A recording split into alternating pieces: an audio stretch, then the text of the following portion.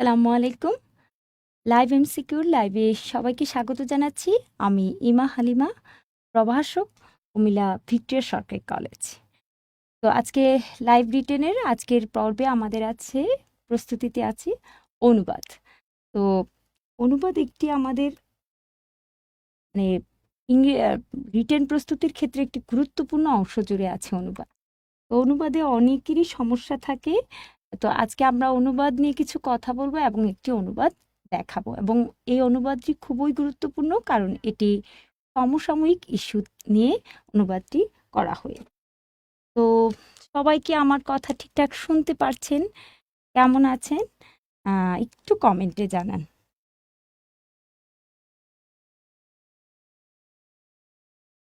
ইতিমধ্যে বলেছি আজকের টপিক হচ্ছে ট্রান্সলেশন, বাংলা থেকে ইংরেজি ট্রান্সলেশন। আচ্ছা, অনুবাদে আমরা সাধারণত যেই সমস্যাগুলো পেয়ে থাকি অনুবাদ করার ক্ষেত্রে সেগুলি নিয়ে কথা বলব। সবাই জয়েন করে ফেলুন, আমরা ক্লাসটা শুরু করে দেব।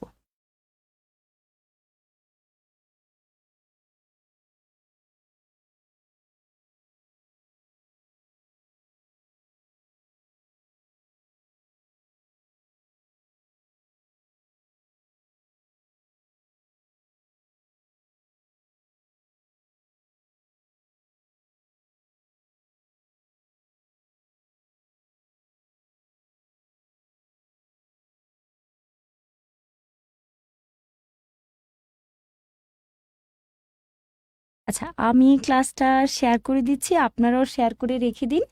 তাহলে যখন অনুবাদ করবেন সেক্ষেত্রে এই ক্লাসটা অবশ্যই আপনার সহায়ক হবে।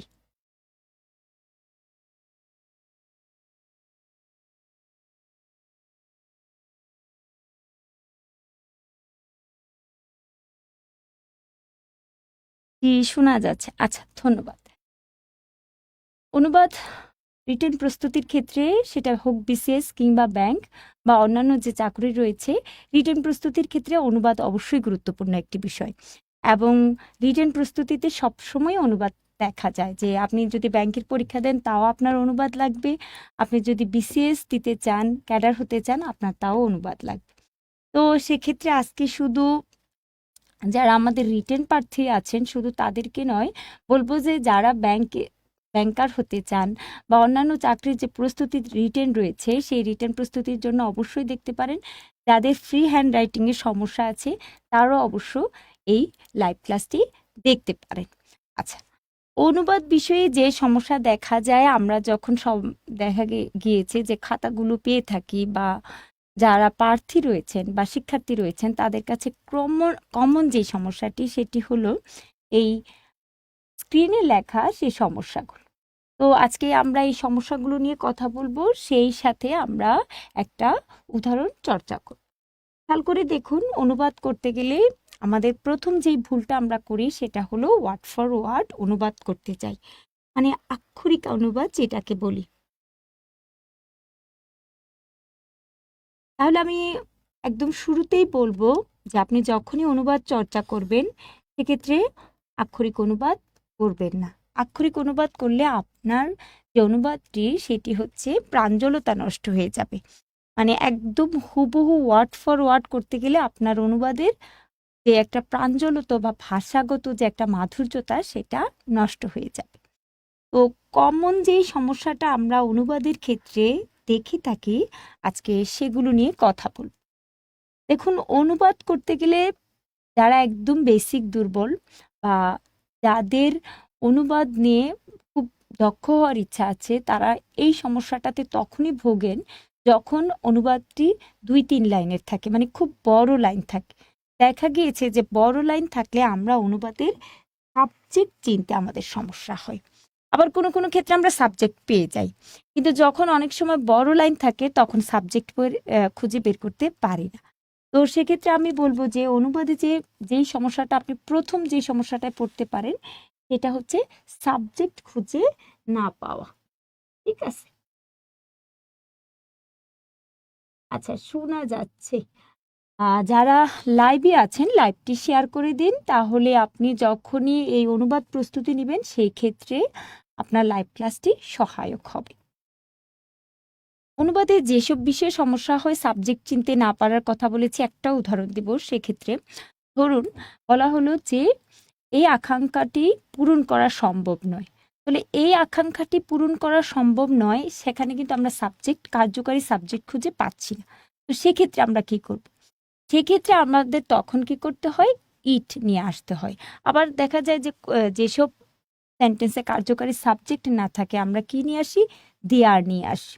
তারপর যে সমস্যাটি হয় আমাদের অনুবাদ করার ক্ষেত্রে, সেটা হলো টেন্স চিনতে না পারা। ধরুন অনুবাদটি করা হয়েছে, হরতালের দিন অনেক মানুষ অফিসে হেঁটে যায়। একটা উদাহরণ দেখালাম, যেমন হেঁটে যায়, এটা আপনি বুঝতে পেরেছেন যে এটা আপনার প্রেজেন্ট ইনডিফিনিট টেন্সে। কিন্তু সমস্যা হলো অনেক সময় যাচ্ছে, হচ্ছে, হয়েছে, গিয়েছে, ঠিক আছে, হয়ে থাকে, এই যে এই ধরনের বাক্যগুলো হলেই আপনি সমস্যাটায় পড়ে যান। কারণ খেয়াল করে দেখুন, যখন ছে হয়, হয়েছে, করেছে, তো সেই ধরনের বাক্যে আমরা কি ব্যবহার করি? Present perfect. আবার হচ্ছে বললে কি ব্যবহার করি? Past present continuous tense. ঠিক আছে, তো হয়েছিল, হয়েছে, এই ধরনের বাক্যে যখন কিছু কিছু ক্ষেত্রে আপনি টেন্স ধরতে তখনই সমস্যা হয়ে যায় যখন এই বাক্যটিতে হয়তো পজিটিভ ভার্ব থাকতে পারে, আবার অনেক সময় বাক্যটি হয়তো কন্ডিশনাল সেন্টেন্সের হতে পারে। তখন এটা কি পাস্ট কন্ডিশনাল হবে নাকি পারফেক্ট কন্ডিশনাল হবে, সেটা বুঝতেও সমস্যা হতে পারে। তো টেন্স ধরতে পারার বিষয়টি নিয়ে আমরা কথা বলবো। পরে দেখুন বাক্য গুছিয়ে লিখতে না পারা। ধরুন আপনি একটি অনুবাদ করছেন, একটা সেন্টেন্সে মনে রাখবেন একটা কার্যকারী ভার্ব থাকে, আর বাকি যেই ভার্বগুলো থাকে সেগুলো হচ্ছে নন ফাইনাইট ভার্ব। আপনি ফাইনাইট ভার্বটা খুঁজে পেয়েছেন, কিন্তু আপনি নন ফাইনাইট ভার্বটা সাজাইতে সমস্যা তখনই হয় যখন একটু ব্যাংক রিলেটেড ট্রান্সলেশনগুলো আপনি যখন করতে চান, বা একটু সাধারণ ট্রান্সলেশনের বাইরে একটু দুর্বোধ্য ট্রান্সলেশন যখন করতে চান, তখন দেখা গেছে কি আপনি একটা নন ফাইনাইট খুঁজেছেন, আরেকটা খুঁজেছেন, কিন্তু বাক্যটা মিলিয়ে আনতে পারছেন না, মানে গুছিয়ে লিখতে পারছেন না। এটার মূল কারণ হচ্ছে আপনার যে সেন্টেন্সের সিনট্যাক্স বা অভ্যন্তরীণ যে গ্রামার স্ট্রাকচার, এটা সম্পর্কে দুর্বলতা থাকা বা প্র্যাকটিস না করা। আচ্ছা, পরের যে সমস্যাটা সেটা হচ্ছে শব্দের ইংরেজি অর্থ না পারা। একদম যদি আপনি ট্রান্সলেশন একদম নোভিস হন, মানে একদমই আপনি নতুন বিগিনার, তখন আপনি এই সমস্যাটাতে ভুগবেন। দেখা গেছে তখন একদম কমন একটা শব্দ, হ্যাঁ, সেই শব্দটারও ইংরেজি অর্থ তখন খুঁজে পাবেন না। তো এটার সমস্যার সমাধান হচ্ছে আপনি যত বেশি প্র্যাকটিস করবেন এই সমস্যাটার সমাধান হয়ে যাবে। আর গ্রামারে বেসিকে সমস্যা থাকা, আপনার যদি গ্রামার বেসিক যে ফান্ডামেন্টাল যে জিনিসগুলো আমরা বলি বেসিক গ্রামার, এই বেসিক গ্রামার জিনিসগুলো আসলে কি, যে এটাতে সমস্যা থাকলে আপনি আটকে যাবেন।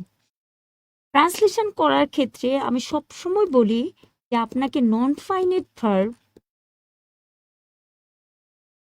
Phrase, clause, simple sentence, complex sentence,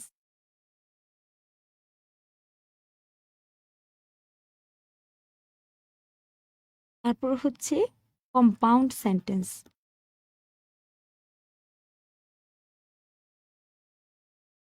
আরও রয়েছে রিলেটিভ প্রনাউন,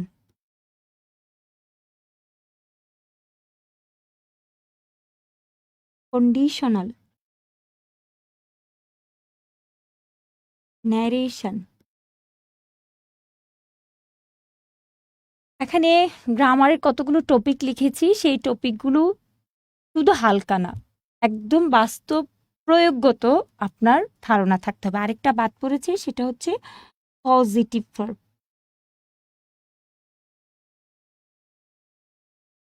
আচ্ছা, খেয়াল করে দেখুন আমি কি বোর্ডে লেখা আছে, আমি কি লিখেছি, যে বেসিক যে গ্রামারগুলো, আপনার ফান্ডামেন্টাল গ্রামারগুলো, এগুলোতে আপনারা যারা ইউজার আছেন তাদের হয়তো রুলসগুলো অনেকের জানা আছে। রুলস জানা এক জিনিস, আর রুলসের প্রয়োগ কিন্তু সম্পূর্ণ আরেকটা জিনিস। আপনি যখন জানাটা গভীরতর হবে তখন আপনি প্রয়োগটি শিখবেন। তা আমি যেইগুলো লিখেছি, আপনি যদি আসলেই ট্রান্সলেশন ভালো করে শিখতে চান, আপনাকে অবশ্যই অবশ্যই এই জিনিসগুলো খুব ভালো করে এই জিনিসগুলোর প্রয়োগ শিখতে হবে। না হলে কিন্তু আপনি ট্রান্সলেশন গুছিয়ে লিখতে পারবেন না। ঠিক আছে, যেমন ধরুন আমি কয়েকটা উদাহরণ দিলেই বুঝতে পারবেন যে কেন ট্রান্সলেশনের কথা বলেছি, যে আমাদের বেসিক গ্রামারটা কেন ট্রান্সলেশনে জরুরি। খেয়াল করে দেখুন, হরতালের দিনে অনেক মানুষ হেঁটে অফিসে যায়। তো দেখুন, খুবই সহজ বাক্য আপনার মনে হচ্ছে। তো এটাতে গ্রামারের কাজটা কোথায় সেটা নিয়ে এখন কথা বলব। আমরা জানি যে হরতালের দিন, এটা একটা সময়ের কথা উল্লেখ করেছে, তাহলে ধরে নিচ্ছি না এটা হবে, এটা অবশ্যই একটা অ্যাডভার্বিয়াল ফ্রেজ হবে। তাহলে এখানে কে অফিসে যায় প্রশ্ন করছি, কে অফিসে যায়? অনেক মানুষ। তাহলে আমাদের বাক্যের কার্যকরী সাবজেক্ট হচ্ছে কে? অনেক মানুষ। তাহলে আমরা যদি অনেক মানুষের ইংলিশ লিখি, খেয়াল করে দেখুন কি দাঁড়াচ্ছে, মেনি পিপল। এটাতে আমাদের কারো সমস্যা নেই।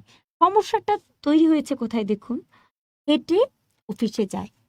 তাহলে হেঁটে যাওয়া একটা ভার্ব, অফিসে যাওয়া আরেকটা ভার্ব, দুইটা ভার্ব কিন্তু আছে এখানে। ঠিক আছে, হেঁটে অফিসে যায়, হেঁটে বলছে অফিসে যায়। তো হেঁটে অফিসে যায় যে, সেজন্য আপনার এখানে একটা ফাইনেট ভার্ব ব্যবহার করতে হবে, আরেকটা হচ্ছে নন ফাইনেট ভার্ব ব্যবহার করতে হবে। এখন যাদের একদম খুবই সমস্যা ফাইনেট এবং নন ফাইনেটে, তাদের জন্য একটু আমি নন ফাইনেট ভার্ব নিয়ে একটু কথা বলব।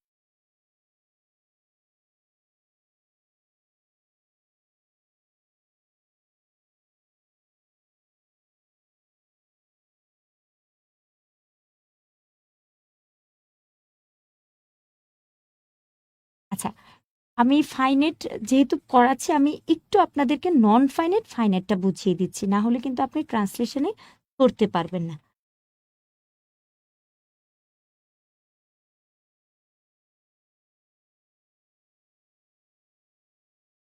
আমরা জানি ভার্ব প্রধানত দুই প্রকার। ঠিক আছে, একটা হচ্ছে ফাইনেট ভার্ব, আরেকটা হচ্ছে নন ফাইনেট ভার্ব।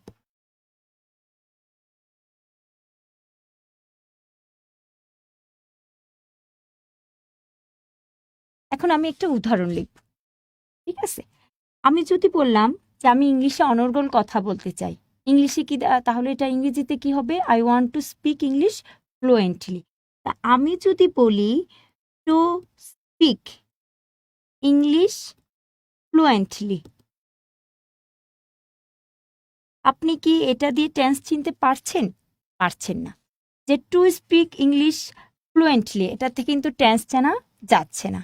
এর সাথে দেখুন, এটা কিন্তু মনের ভাবটা সম্পূর্ণভাবে প্রকাশ করতে পারছে না। তাহলে যেই ভার্বটি, আমি আবারও বলছি, একটু মনোযোগ দিন, একটু খেয়াল করুন, যেই ভার্বটি একটা সেন্টেন্সের টেন্স চেনাতে পারে না, মানে টেন্স চেনাতে আপনাকে ব্যর্থ হবে, মানে আপনি যেই ভার্বগুলা বাক্যে বসবে, কিন্তু এই ভার্বগুলা দিয়ে আপনি বাক্যের টেন্স চিনতে পারবেন না। প্রথম কথা হচ্ছে টেন্স চিনতে পারবেন না, দ্বিতীয় কথা হচ্ছে সে মনের ভাব প্রকাশ করতে পারবে না, সেগুলি হচ্ছে নন ফাইনেট ভার্ব। তাহলে আমি যদি বলি টু স্পিক ইংলিশ ফ্লুয়েন্টলির, এই টু স্পিক অংশটা হচ্ছে কি নন ফাইনেট ভার্ব, আর পুরোটা হচ্ছে নন ফাইনেট ফ্রেজ।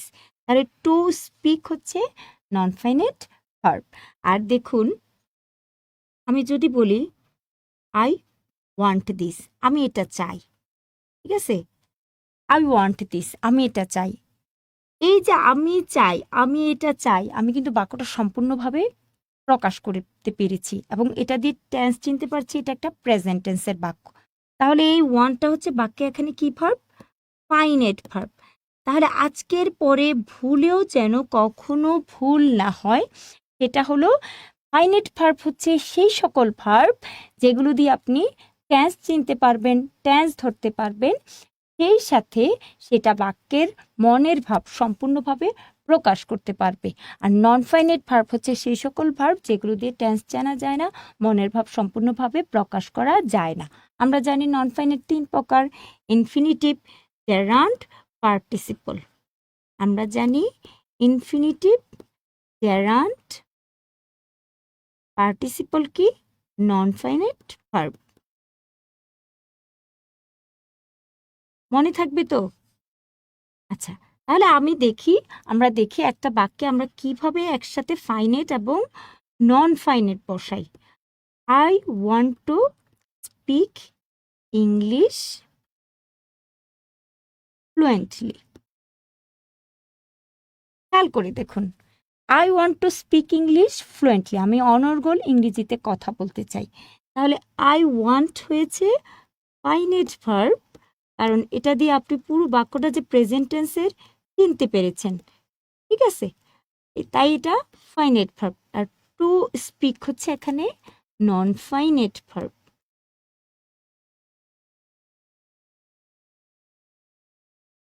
আপনি যখন ট্রান্সলেশন বড় করে করতে যাবেন, সবচেয়ে বেশি দেখবেন যে আপনাকে পার্টিসিপল ব্যবহার করতে হচ্ছে, নয়তো আপনাকে জেরান্ড ব্যবহার করতে হচ্ছে, নয়তো আপনাকে প্রেজেন্ট পার্টিসিপল ব্যবহার করতে হচ্ছে। যেমন ধরুন আমি আরেকটা বাক্য যদি লিখি, আমি এটা মুছে দিচ্ছি।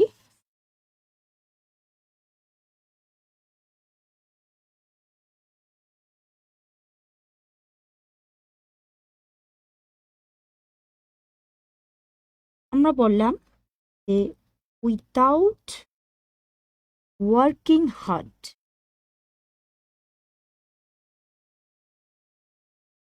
we cannot shine in life। খেয়াল করে দেখুন, আমি যদি এই অংশটা মুছে ধরি, ধরেন এই অংশটা নেই, ঠিক আছে, শুধু এই অংশটা দেখুন, উইদাউট ওয়ার্কিং হার্ড, এর ভিতরে উইদাউট ওয়ার্কিং, এই যে ওয়ার্কিং, আমি আবার মুছে দিয়ে বুঝাচ্ছি। ধরুন আমি এটা মুছে দিলাম, উইদাউট ওয়ার্কিং। আপনি কি বুঝতে পারতেছেন যে এটা আসলে কি বুঝাচ্ছে? বুঝতে পারতেছেন না, তাহলে আপনি টেন্সটা ধরতে পারছেন না। তাহলে অবশ্যই এখানে এটা ওয়ার্কিংটা কিসের কাজ করছে? নন ফাইনেটের কাজ করছে। এবং যদি প্রিসাইজলি বলি যে কোন নন ফাইনেটের কাজ করছে, অবশ্যই জেরান্ডের কাজ করছে, কারণ আমরা জানি প্রেপোজিশনের পরে কি বসে? জেরান্ড বসে। প্রেপোজিশনের পরে কি বসে? জেরান্ড বসে। তাহলে উইদাউট ওয়ার্কিং হার্ডের ওয়ার্কিংটা হচ্ছে এখানে নন ফাইনেট।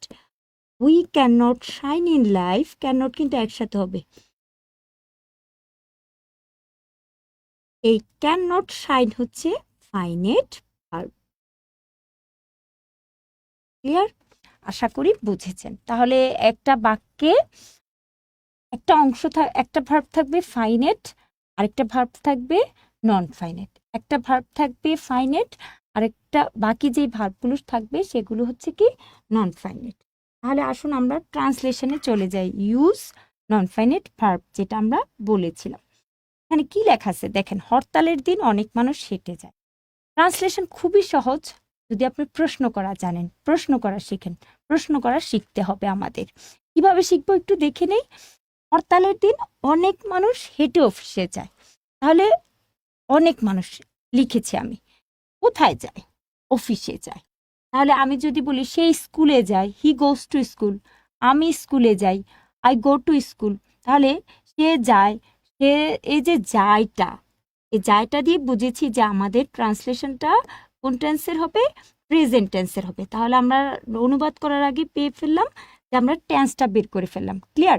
তাহলে আমরা জানি, আপনি মিলানোর চেষ্টা করবেন, যারা বেসিক খুব দুর্বল তাদেরকেই কিন্তু বলছি, মিলানোর চেষ্টা করবেন যে সে স্কুলে যায়, হি গোজ টু স্কুল হয়, তাহলে সে অফিসে যায়, কি হবে?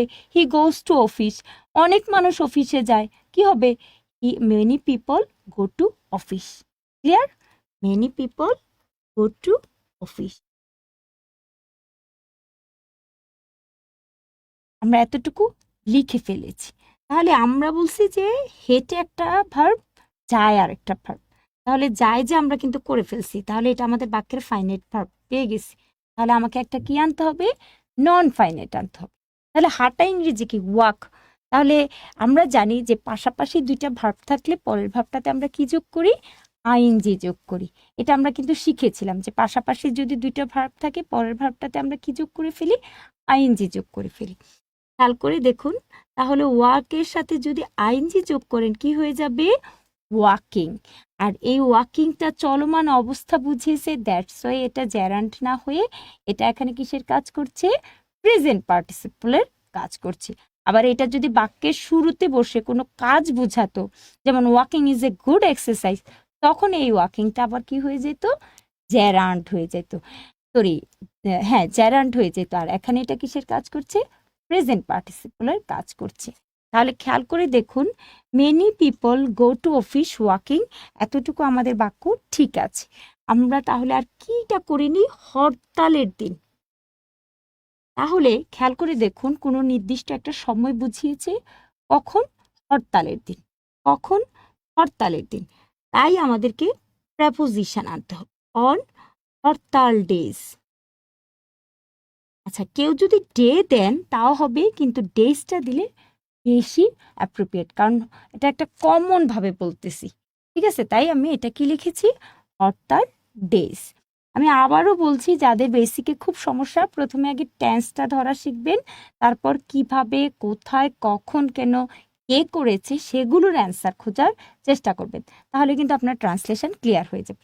যেমন আমরা হচ্ছে কে যায়, প্রথম প্রশ্ন করেছি, তাহলে অনেক মানুষ যায়, তাহলে আমার বাক্যের সাবজেক্ট কে, অনেক মানুষ। তারপর আমরা ভার্ব আনলাম, সে স্কুলে যায়, অনেক মানুষ অফিসে যায়, ইংরেজি করলে কি দাঁড়াচ্ছে, many people go to office. তারপর আমরা আরেকটা ভার্ব হেটের জন্য আমরা জানি দুইটা ভার্ব পাশাপাশি থাকলে পরের ভার্বটাতে আইএনজি যোগ হয়, তাই ওয়াকিংটা লিখে ফেললাম।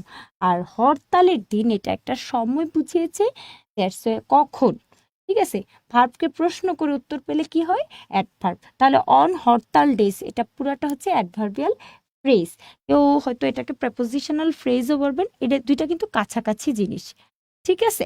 আশা করি বুঝেছেন। এইভাবে হচ্ছে একটা সেন্টেন্সে সাধারণত কিসের প্রয়োগ হয়, নন ফাইনাইটের প্রয়োগ হয়। আচ্ছা, আহিল বিশেষ ক্যাডার হতে চায়।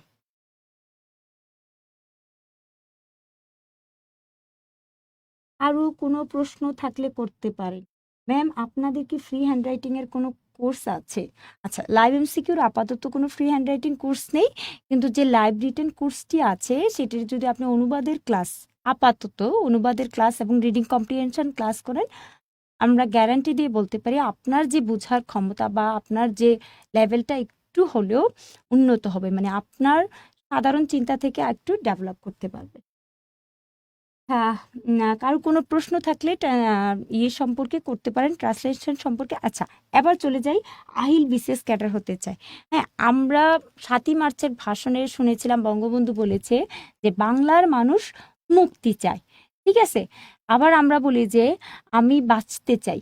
তাহলে আমি যদি বলি আমি বাঁচতে চাই, তাহলে এটার ইংরেজি হবে কি, আই ওয়ান্ট টু লিভ, ঠিক আছে?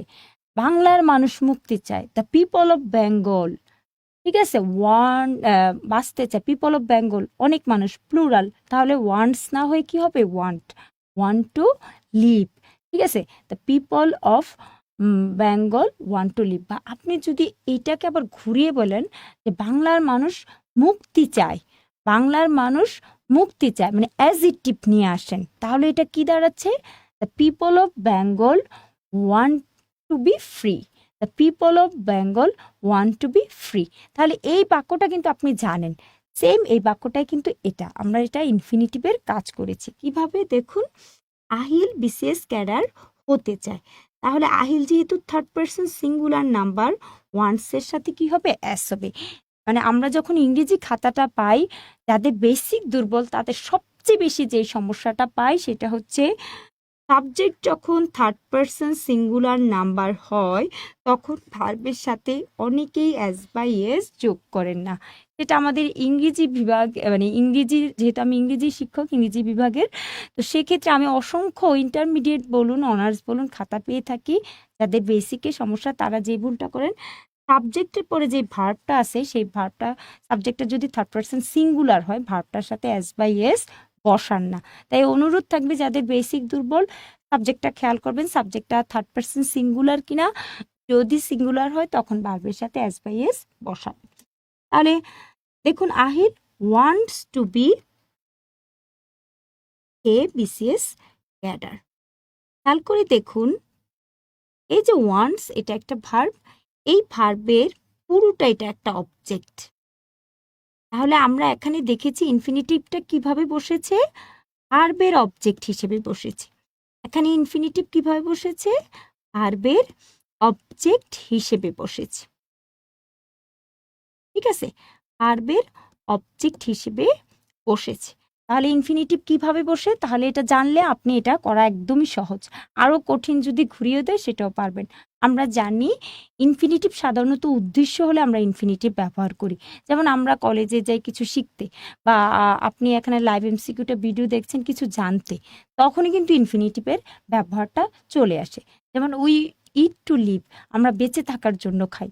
তাহলে ইনফিনিটিভ বাক্যের সাবজেক্ট হিসেবেও বসতে পারে, বাক্যের অবজেক্ট হিসেবে বসতে পারে, কমপ্লিমেন্ট হিসেবেও বসতে পারে। আপনি যদি প্র্যাকটিস করেন তাহলে আপনি সেগুলো ধরতে পারবেন। তারপর দেখুন পরের বাক্যটি, চালক যদি সতর্ক হতো তাহলে যাত্রীরা মারা যেত না। সতর্ক হতো। দেখুন যদি বলছি, আমরা জানি যদি মানে হচ্ছে শর্ত যুক্ত বাক্য, যাকে ইংরেজি ভাষায় বলে কন্ডিশনাল সেন্টেন্স। তো এই কন্ডিশনাল সেন্টেন্সগুলো অনেক ভাগ আছে, ঠিক আছে। একদম প্রচলিত গ্রামার বইয়ে 4টা প্রকার দেয়া আছে। আর যদি বিদেশি রাইটারদের বই, সেটাকে তারা ভাগ করেছে রিয়েল আনরিয়েল দিয়ে। তো আমরা এখানে দেখি এটা কোন প্রকারে এসেছে কন্ডিশনালের। আমরা জানি যে কারো কোনো জিনিস করার সামর্থ্য ছিল, কিন্তু সে সেটা করেনি এবং তার ফলে একটা ঘটনা ঘটেছে এমন বুঝালে, বা ধরুন তার এটা পাওয়ার কথা ছিল সেটা পায়নি, ঠিক আছে। মানে ধরুন অতীতকালে সেটা করতে পারতো কিন্তু সেটা করেনি, তার অ্যাবিলিটি ছিল কিন্তু সেটা করেনি, তার না করার ফলে যে ঘটনাটা ঘটেছে সে এইরকম কিছু বুঝালে পারফেক্ট কন্ডিশনাল হয়। পারফেক্ট কন্ডিশনাল হয়। আমি আবারও বলছি, দেখুন এখানে কিন্তু আমাদের গ্রামারটাও শেখা হয়ে যাচ্ছে। ধরুন আপনার একটা জিনিস করার অ্যাবিলিটি ছিল, ধরেন আপনি কঠোর পরিশ্রম করতে পারতেন কিন্তু আপনি পরিশ্রম করেননি, তো যার ফলে আপনার রেজাল্টটা কি হয়েছে, খারাপ হয়েছে। হ্যাঁ, আপনি সতর্ক থাকতে পারতেন কিন্তু আপনি সতর্ক থাকেননি, তার ফলে একটা ঘটনা ঘটেছে। তাহলে যেটা আপনার অ্যাবিলিটিতে ছিল সেটা করেননি, বা করলে আরেক রকম হতো, এমন বুঝাতে কি হয়, পারফেক্ট কন্ডিশনাল হয়। আর আমরা জানি পারফেক্ট কন্ডিশনালের সূত্র হচ্ছে if plus past perfect plus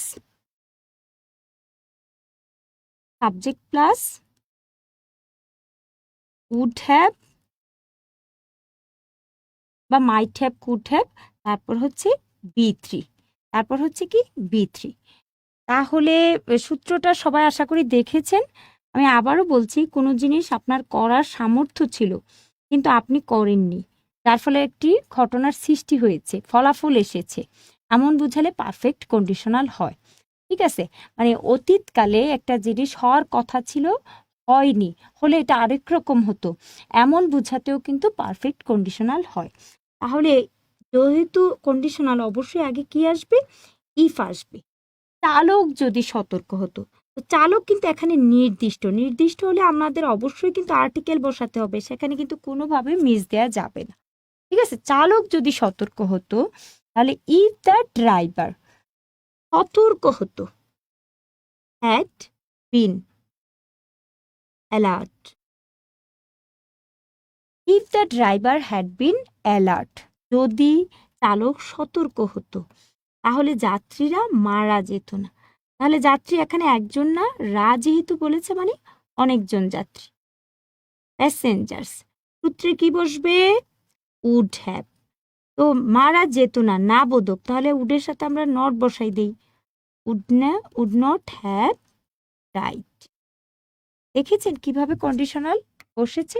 তাহলে আপনি যদি শুধু হালকা সূত্র মুখস্থ করেন তাহলে আপনি কিন্তু অ্যাপ্লাই করতে পারবে না। এজন্যই বারবার বলছি যে এগুলো অ্যাপ্লাই করা শিখতে হবে। তাহলে আমি কি লিখেছি দেখুন, if the driver had been alert, যদি ড্রাইভার সতর্ক হতো, the passenger would not have died, যাত্রীরা মারা যেত না। পরেরটা দেখুন, একটা সহজ একটা ন্যারেশন, ইউজ ন্যারেশন। আসিফ আহিলকে জিজ্ঞাসা করলো পরবর্তী সপ্তাহের ছুটির দিনে তার পরিকল্পনা কি। তাহলে এটা দেখুন, এটা কিন্তু আমরা ন্যারেশনে অনেক পড়েছি। তাহলে হাসিফ, আমরা আগে কি লিখবো, রিপোর্টিং ভার্বটা লিখবো, তারপর রিপোর্টেড স্পিচটা লিখবো, ঠিক আছে, কিন্তু ইনডাইরেক্টলি লিখবো এটা। হাসিফ আস্ক আহিল, ঠিক আছে, এতটুকু। এটা হচ্ছে আমরা কি জানি, এটা হচ্ছে রিপোর্টিং ভার্ব অংশ, ইনডাইরেক্টলি কিন্তু। তারপরে আসুন আমরা রিপোর্টেড স্পিচটা করে ফেলি। আসিফ আস্কড আহিল, তার পরিকল্পনা কি? এখানে এই কিটা অবশ্যই সর্বনাম, তাহলে আমরা জানি হোয়াট হবে। আসিফ কাকে জিজ্ঞেস করেছে? আহিলকে, তাহলে আহিলের পরিবর্তে আমরা কি বসাবো এখানে? হিজ। তার পরিকল্পনা, ইংরেজি কি?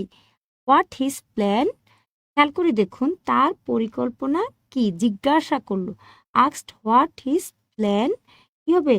ওয়াজ। আচ্ছা, এখানে ইজ হবে যেহেতু ভবিষ্যৎ বুঝাইছে। Asif asked Ahil what his plan is for the present, থাকলে পাস্ট হয়, তাহলে ওয়াজ ফর দ্য ফলোইং উইকেন্ড। আচ্ছা, এই জায়গায় একটু বোঝার বিষয় আছে, খেয়াল করে দেখুন ছুটির দিন ইংরেজি হচ্ছে উইকেন্ড, এখানে কোনো সন্দেহ নেই। পরবর্তী বুঝালে দ্য ফলোইং আমরা ব্যবহার করি, পরবর্তী বুঝালে কি ব্যবহার করি? দ্য ফলোইং ব্যবহার করি। তাহলে আমি দেখুন ন্যারেশন ব্যবহার করে কি করেছি? Asif asked Ahil what his plan was for the following weekend. এগুলো একদমই সহজ, এ ধরনের ট্রান্সলেশন খুবই কম দিবে, খুবই যেহেতু একদম বেসিক। আসলে আমরা যেগুলো সাধারণত সচরাচর ব্যাংকের পরীক্ষায় এসে থাকে এবং বিসিএসে এসে থাকে সেই ধরনের ট্রান্সলেশনগুলো নিয়ে একটা প্র্যাকটিস করা শুরু করি।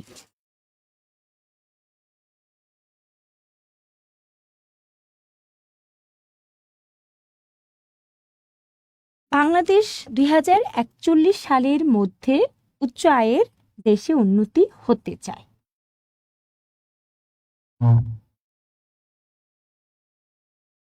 খেয়াল করে দেখুন বাংলাদেশ 2041 সালের মধ্যে উচ্চ আয়ের দেশে কি হতে চায়?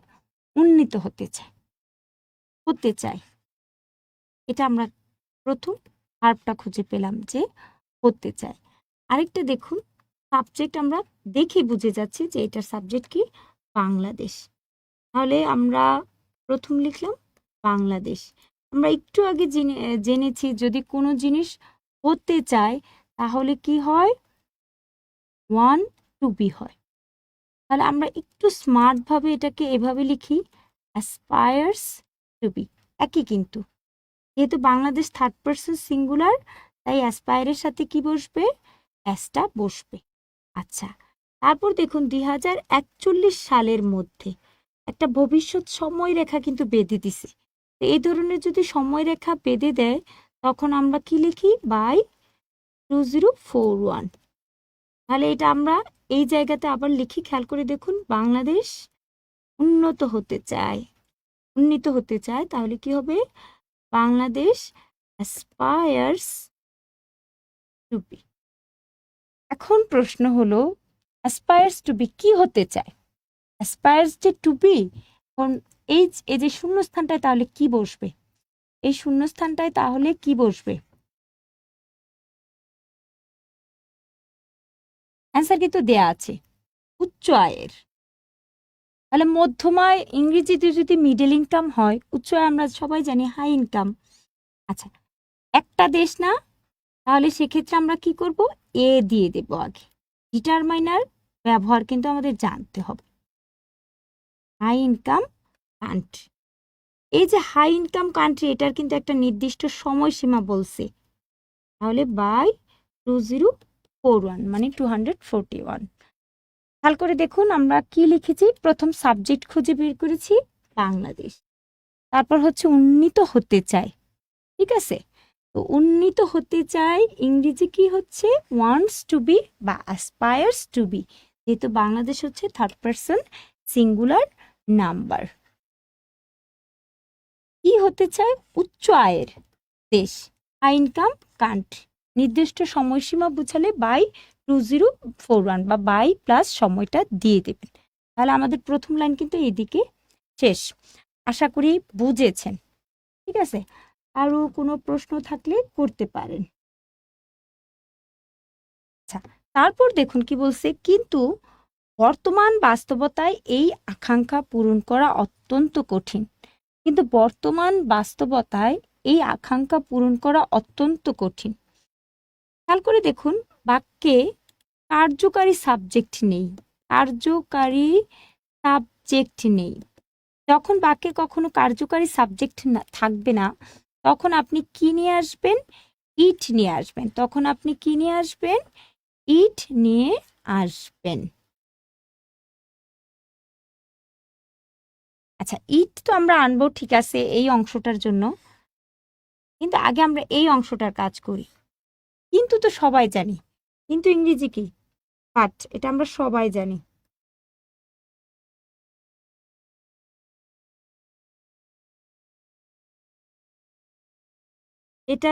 এটা আমরা সবাই জানি না, বাট আচ্ছা, হলুদ দেখাটা মনে হয় দেখা যাচ্ছে না, নীলটা দিয়ে করি। বাট বর্তমান বাস্তবতায় মেইন সমস্যাটা হচ্ছে এখানে আপনি ওয়ার্ড ফর ওয়ার্ড করতে যাবেন। এই যে বর্তমান বাস্তবতায়, এটা আপনি ওয়ার্ড ফর ওয়ার্ড করতে গিয়ে আপনি কি লিখবেন? বাট ইন প্রেজেন্ট সিচুয়েশন, এভাবে লিখলেও কিন্তু হবে না যে তা না, কিন্তু আপনি বাক্যটাকে একটু স্মার্ট বানানোর চেষ্টা করেন। কিভাবে? খেয়াল করে দেখুন, বর্তমান বাস্তবতায় এই আকাঙ্ক্ষা পূরণ করা কঠিন। এই আকাঙ্ক্ষা পূরণ করা কঠিনের জন্য আমরা ইট ইজ আনবো, এটি কঠিন, ইট ইজ টাফ, এরকম দিয়ে করব বাক্যটা। তাহলে বর্তমান বাস্তবতায় অংশটা আমরা কিভাবে করব?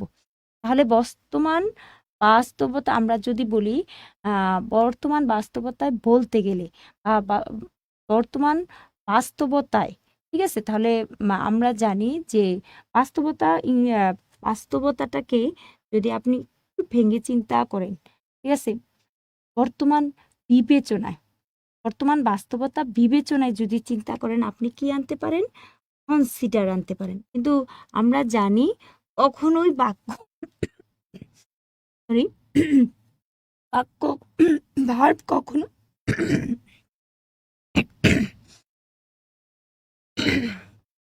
আমরা জানি কখনোই ভার্ব কখনো বাক্যের সামনে বসে না, শুধুমাত্র একমাত্র আদেশমূলক বাক্য ছাড়া, ইম্পারেটিভ বাক্য ছাড়া। তাহলে আপনাকে হয়তো টু দি বসাতে হবে, নয়তো আইএনজি যোগ করতে হবে। তাহলে বাক্যটাকে আমি একটু স্মার্ট করি, but considering the present situation. বাক্যটাকে একটু স্মার্ট করে লিখলাম, ঠিক আছে, কনসিডারিং দ্য প্রেজেন্ট সিচুয়েশন।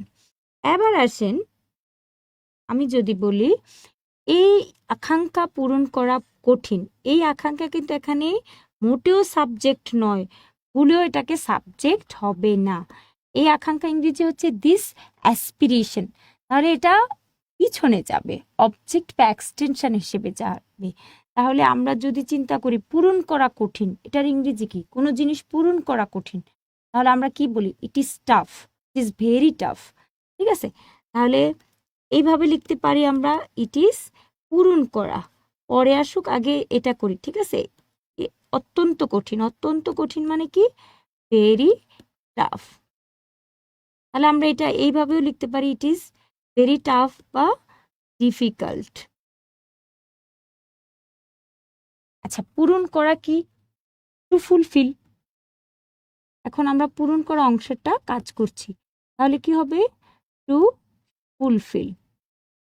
এখন কি পূরণ করা কঠিন? এই আকাঙ্ক্ষা। তাহলে আমরা কি বলতে পারি? Aspiration, is aspiration.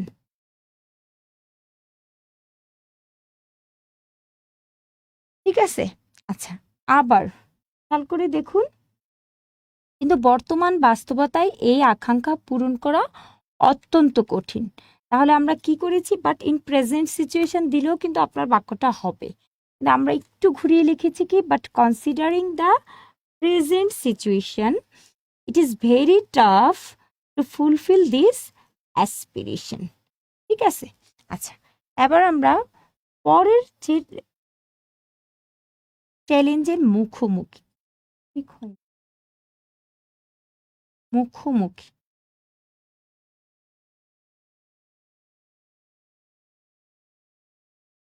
দেখুন, বাংলাদেশের অর্থনীতি এখন বেশ গুরুতর চ্যালেঞ্জের মুখোমুখি। এখন সমস্যা হলো আপনি ওয়ার্ড ফর ওয়ার্ড ট্রান্সলেশন করতে গিয়ে মুখোমুখির ইংরেজি চিন্তা করবেন। আপনি হুবহু চিন্তা করার দরকার নেই। আপনি শুধু বোঝার চেষ্টা করেন এটা মূল ভাবটা কি বলেছে। তাহলে আমরা যদি মূল ভাব চিন্তা করতে যাই যে বাংলাদেশের অর্থনীতি এখন বেশ চ্যালেঞ্জের মুখে আছে, তাহলে মুখে ইংরেজি যদি ভার্ব করি তাহলে কি চলে আসে? ফেস চলে আসে। তাহলে আমরা ভেঙে ভেঙে করছি।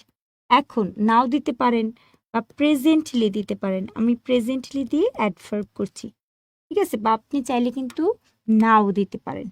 প্রেজেন্টলি বাংলাদেশের অর্থনীতি কি? বাংলাদেশের অর্থনীতির ইংরেজি কি? বাংলাদেশ ইকোনমি।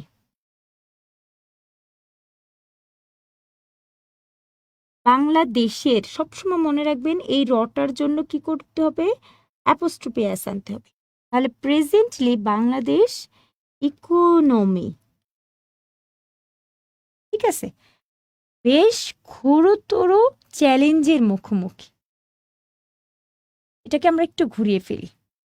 ঘোরতর চ্যালেঞ্জের মুখোমুখিকে আমরা এইভাবে বলতে পারি, বাংলাদেশের এখন বাংলাদেশের অর্থনীতিতে চ্যালেঞ্জের মুখে পড়েছে। এখন বাংলাদেশের অর্থনীতি চ্যালেঞ্জের মুখে, ঠিক আছে? এখন বাংলাদেশের অর্থনীতি চ্যালেঞ্জের মুখে। তাহলে আপনার অনুবাদটা করা সহজ হয়ে যাবে।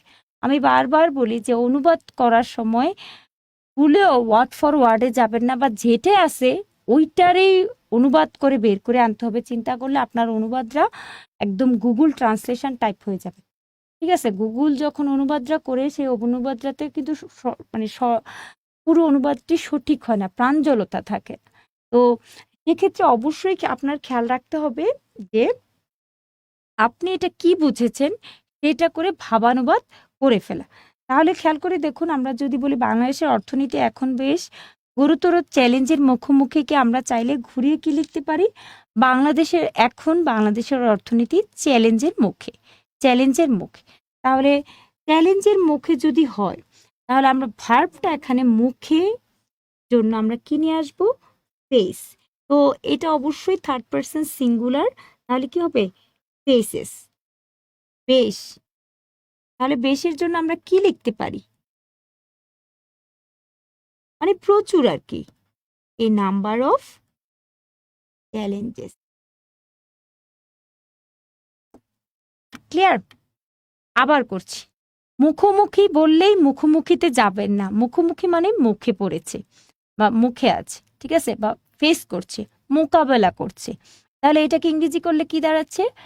আমি সমস্যা পড়েছি, আমি সমস্যা মোকাবেলা করছি। তাহলে আই ফেস প্রবলেম, আমরা এই ধরনের কথা বলি। এটাকে এভাবে নিজের ভাষায় আনার চেষ্টা করবেন।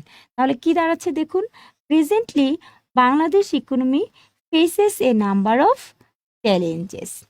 আশা করি বুঝেছেন। আসেন আমরা পরের, আচ্ছা, একজন আবুল হোসেন করেছেন, খুব সুন্দর, ঠিক আছে? Presently the economy of Bangladesh facing tough challenge. আচ্ছা আবুল হোসেন, আপনাকে ধন্যবাদ করার জন্য, কিন্তু একটা প্রশ্ন আছে আপনার কাছে। প্রশ্নটা হলো আপনি ভার্বটা কোথায় আনলেন? ফেসিং তো ভার্ব না এখানে। আপনি এটা চাইলে ইজ ফেসিং যদি করেন তাহলে আপনার বাক্যটা হবে। আপনি যদি বাক্যটা এইভাবে করেন, the economy of Bangladesh is facing tough challenge, তাও হবে। কিন্তু আপনি কিন্তু মেইন ভার্ব মানে ফাইনেট ভার্বে আনেননি, ঠিক আছে? তাহলে ইজটা দিয়ে দিবেন। আর কোয়াইট ইম্পসিবল দিয়ে কি হবে ম্যাম? কন্ডিশনাল সেন্টেন্সে কোয়াইট ইম্পসিবল হলে আমরা সাধারণত জানি পাস্ট কন্ডিশনাল হয়, ঠিক আছে? যেমন ধরুন আমি বললাম যে আমি যদি লটারি জিতি আমি 10 লাখ টাকা দিয়ে বাড়ি কিনবো। তো এটা সরি, আমি যদি পাখি হতাম, না আমি উড়তাম, তো এটা আমার কি কখনো পাখি হওয়া সম্ভব? তাহলে এটা কি কোয়াইট ইম্পসিবল। আর এটা আমরা কিসে করি? পাস্ট ইনডিফিনিটে করি। যেমন আমরা যদি বলি if I were a bird I could fly in the sky, তাহলে এটা কোয়াইট ইম্পসিবল, আমি কখনোই পাখি হতে পারবো না। তাহলে যেহেতু আমি পাখি হতে পারবো না, সেটা কোন কন্ডিশনাল? Past conditional. আশা করি ভার্বকে উজ্জ্ব রেখে করেছি ম্যাম। এটা তো স্যার বুঝবে না আপনি ভার্বকে কিভাবে উজ্জ্ব রেখেছেন, ঠিক আছে? আসেন পরেরটাতে যাই। এসব চ্যালেঞ্জ মোকাবেলার কার্যকর পদক্ষেপ নেওয়া না হলে ইতিমধ্যে অর্জিত অর্থনৈতিক উন্নয়নও ধরে রাখা সম্ভব নয়। খেয়াল করে দেখুন, এখানে কিন্তু আমরা কার্যকরী সাবজেক্ট পাচ্ছি না। সবসময় কিন্তু সাবজেক্ট পাওয়া যায় না। যখন সাবজেক্ট না পাওয়া যায় তখন আমরা ইট বা দেয়ারের ব্যবহার নিয়ে আসি। তারপর হচ্ছে কার্যকর পদক্ষেপ নেওয়া না হলে ধরে রাখা সম্ভব হবে না, শর্ত বুঝাচ্ছে। আর শর্তটা নাবোধক শর্ত। আমরা জানি নাবাচক শর্ত যদি হয় তখন আমরা কি ব্যবহার করি? আনলেস, যাকে বলি আমরা কি? If not. বাংলা করলে কি দাঁড়াচ্ছে? যদি না। আশা করি বুঝেছেন। হ্যাঁ, ব্যারেন রথস্টাইল ঠিক বলেছেন যে উজ্জ করে রাখলে তো আপনার ফাইনাইট ভার্বই চিনা যাবে না। আচ্ছা, যেসব চ্যালেঞ্জ মোকাবেলার কার্যকর পদক্ষেপ নেওয়া না হলে ইতিমধ্যে অর্জিত অর্থনৈতিক উন্নয়নও ধরে রাখা সম্ভব না। তাহলে আমরা বুঝছি যে বাক্যটা নাবোধক শর্তযুক্ত বাক্য, তাই আমরা একদম কি নিয়ে এসেছি? আনলেস নিয়ে এসেছি। আচ্ছা, আপনারা যদি আমারটার মতো না করেন কিন্তু একটা অন্য করেন, তাও করতে পারেন। গ্রামাটিক্যাল কারেক্ট হলে আপনি নাম্বার পাবেন। তো সেক্ষেত্রে আপনি কমেন্টে চেষ্টা করতে পারেন। ঠিক আছে? আনলেস, হ্যাঁ, যদি না। কার্যকর পদক্ষেপ, তাহলে কার্যকর পদক্ষেপ বলতে আমরা বলতে পারি প্রপার স্টেপ বা প্রপার অ্যাকশন। আর পদক্ষেপ তো এখানে নিশ্চয়ই একটা নিবে না, কারণ অর্থনীতির উন্নয়নটা ধরে রাখতে হলে কি একটা পদক্ষেপ নিবে? অনেকগুলো পদক্ষেপ নিবে। তাহলে অনেকগুলো পদক্ষেপ নিলে কি দাঁড়াচ্ছে? Proper steps. খেয়াল করে দেখুন, কার্যকর পদক্ষেপ নেওয়া না হলে কিন্তু আমি কাজ করছি। তাহলে unless proper step, proper step কখনো নিজে নিজে কাজ করতে পারে না। তাকে তাকে এই যে প্রপার স্টেপটা কারো দ্বারা নেওয়া হয়, তাহলে অন্য কেউ করে। তাহলে প্রপার স্টেপ এখানে কি মোডে আছে? পেসিভ মোডে আছে। যেটা পেসিভ মোডে থাকে তাহলে আমরা সেখানে পেসিভ ভাবে লিখবো। খেয়াল করে দেখুন, এটা বহু বচন, তাই আমরা ইজ না লিখে কি লিখেছি? আর লিখেছি। নেয়া ইংরেজি কি? টেক। তাহলে এখানে পেসিভ ভয়েসে করলে কি হবে? Are taken. পেসিভ ভয়েসে করলে কি হবে? Are taken. Unless proper step are taken, Bangla করছি, যদি না যথাযথ বা কার্যকর পদক্ষেপ নেওয়া না হয়। আমি কিন্তু হুবহু অনুবাদের ভাষায় নেই। ঠিক আছে, আমরা করছি, খেয়াল করে দেখুন, যদি না কার্যকর পদক্ষেপগুলো নেওয়া না হয় তাহলে কি হবে? এই যে কার্যকর পদক্ষেপ কি জন্য নিবে? উদ্দেশ্য বুঝাইছে না? অবশ্যই উদ্দেশ্য বুঝাইছে। এসব চ্যালেঞ্জ মোকাবেলায়। তাহলে চ্যালেঞ্জ মোকাবেলার ইংরেজি কি? এখানে আমাকে নন ফাইনাইট লাগবে। আমি কিন্তু বাক্যের ফাইনাইট ভার্ব পেয়ে গেছি। বাক্যের ফাইনাইট পেয়ে গেছি, এখন আমাকে যদি কোনো ভার্ব আনতে হয় আমাকে কি করতে হবে? নন ফাইনাইট আনতে হবে। তাহলে বাংলাটা আবার করছি, খেয়াল করে দেখুন, যদি না কার্যকর পদক্ষেপ নেওয়া না হয়, কি জন্যে? উদ্দেশ্য বুঝাইছে। কি জন্যে? সেসব চ্যালেঞ্জ মোকাবেলার। তাহলে সেসব চ্যালেঞ্জের জন্য আপনারা হচ্ছে কি লিখতে পারেন? টু ফেস দিস চ্যালেঞ্জ বা টু ট্যাকেল। টু ট্যাকেল, একটা যেহেতু না অনেকগুলো যেহেতু, তাই হবে কি? ই দিয়ে, আই দিয়ে না। This challenges. আবার একই তো শর্ত ছিল এবং নাবোধক শর্ত ছিল, দ্যাটস ওয়াই আমরা ইফ না বসিয়ে কি বসিয়েছি? আনলেস। প্রথম কথা। দ্বিতীয় কথা হচ্ছে কার্যকর পদক্ষেপ যদি না নেওয়া হয়, ইংলিশ করলে কি দাঁড়াচ্ছে? Proper steps are not taken. কি উদ্দেশ্যে? মোকাবেলা করার উদ্দেশ্যে। ইংরেজি করুন, টু ট্যাকেল দিস চ্যালেঞ্জেস। কি হবে তাহলে? ইতিমধ্যে অর্জিত অর্থনৈতিক উন্নয়নও ধরে রাখা সম্ভব নয়। আপনাদের সমস্যা হচ্ছে আপনারা অনুবাদ করতে গেলে ধরে রাখা সম্ভব নয়, সেইটারে আপনারা অনুবাদ খোঁজা শুরু করেন। ঠিক আছে, মানে ধরে রাখা সম্ভব নয়, এটার অনুবাদ করলে কি হবে? এই চিন্তাটা আপনাদের মাথায় কাজ করে। কিন্তু আমি যদি বলি ধরে রাখা সম্ভব না হলে আপনি একটু অন্যভাবে চিন্তা করেন, রাখা যাবে না। ঠিক আছে, ধরে রাখা যাবে না, সম্ভব নয় মানে কি? রাখা যাবে না। আপনি আপনার ভাষায় মিলাই ফেলেন, না আপনার ভাষায় অনুবাদটা নিয়ে যান। তাহলে আমি যদি এটাকে এইভাবে বলি, অর্থনৈতিক উন্নয়ন ধরে রাখা সম্ভব নয়, কি আমি বলতে পারি? ধরে রাখা যাবে না। ধরে রাখা সম্ভব নয় না লিখে না চিন্তা করে আমি চিন্তা করলাম ধরে রাখা যাবে না। তাহলে দেখুন, অর্জিত অর্থনৈতিক উন্নয়ন ধরে রাখা যাবে না। এখানে প্রথমত হচ্ছে বাক্যটা পেসিভ মোডে আছে, কারণ কেউ না কেউ এটাকে ধরে রাখবে। অর্জিত উন্নয়নের হাত পা নাই যে সে নিজে কাজ করবে, মানে সে এটা অ্যাক্টিভ মোডে নাই, সেটা পেসিভ মোডে আছে। অর্জিত উন্নয়ন, অর্থ পাচার, তারপরে কোনো কাজ যদি করতে বলে, এই জিনিসগুলো কখনোই সে নিজে করতে পারে না, সে কখনো অ্যাক্টিভ ভয়েসে হয় না, সে কি হয়, পেসিভ ভয়েসে হয়, পেসিভ মোডে হয়। প্রথম কথা হচ্ছে এটা। আর এখানে আমরা সাবজেক্টই খুঁজে পাচ্ছি না, তাহলে যখনই কোনো সাবজেক্ট খুঁজে পাবো না তখন আমরা কি করব, ইট নিয়ে আসব। তাহলে আমরা কি করতে পারি, ইট উইল নট লিখতে পারি। ঠিক আছে, ইট উইল নট লিখতে পারি, যে ইট উইল নট। আচ্ছা, এখানে উ আছে না, এটা একটা অ্যাডভার্ব, এটা এমন কি চিন্তা করুন, তাহলে কি হবে, it will not, it will not it as, যেহেতু ইট নিজে করবে না, কারো দ্বারা করা হবে, ধরে রাখাটা কারো দ্বারা করা হবে, তাহলে এটা অবশ্যই কি হবে, ভবিষ্যৎকাল বুঝাইছে, ইট উইল বি হবে। কারণ আমি বারবার বলেছি এই অংশটা পেসিভ ভয়েসে আছে, পেসিভ মোডে আছে। তাহলে বাংলা করলে কি দাঁড়াচ্ছে দেখুন, it will not even be possible. বাক্যটা কি মোডে আছে, পেসিভ মোডে আছে। আবারও বুঝাচ্ছি, খেয়াল করে দেখুন, অর্থনৈতিক উন্নয়ন কেউ করে, অর্থনৈতিক উন্নয়ন শব্দটির হাত পা নাই যে সে নিজে নিজে কাজ করবে, তাহলে সে এখানে কি মোডে আছে, পেসিভ মোডে আছে। দ্যাটস ওয়াই বাক্যের ভার্ব কি হয়েছে, উইল নট বি হয়েছে। ঠিক আছে, প্রথম কথা হচ্ছে এটা।